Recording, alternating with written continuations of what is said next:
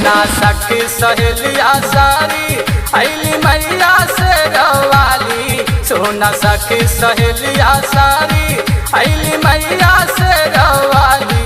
दर्शन पैबू चल के माई के दरबार में नवमी के त्योहार में ना। दर्शन पैबू चल के माई के दरबार में नवमी के त्योहार में ना।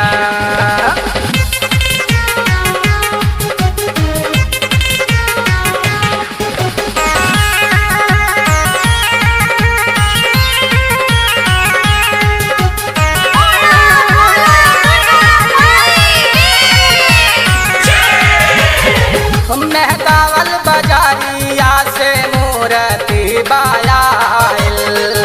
गाँव गाँव देखा पन डाल सजाइल। गाँव गाँव देखा पन डाल सजाइल। मेहदावल बाजारिया से मूर्ति बायाल। गाँव गाँव देखा पन डाल सजाइल। लेला लहंगा चुनरिया सारी धूप से करिहाया गियारी। लेला लहंगा चुनरिया सारी धूप से करिहाया गियारी। पूजा करल जाई बखिरा के बाजार में नवमी के त्योहार में ना। दर्शन पैबू चल के माई के दरबार में नवमी के त्योहार में ना।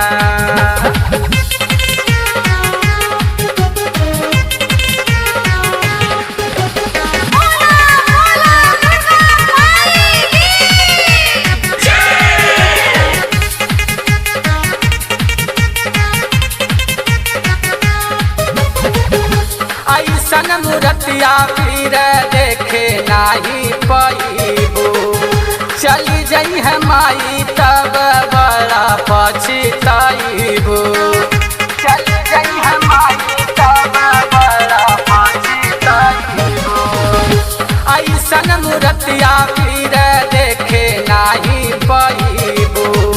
चली जई है माई तब बड़ा पछताइबू। जाता गंगा नगरिया सारी तू पहिन लायब सारी। जाता गंगा नगरिया सारी तू पहिन लायब सारी। बाबू राम राजभर कहे बतिया के विचार के नवमी के त्योहार में ना।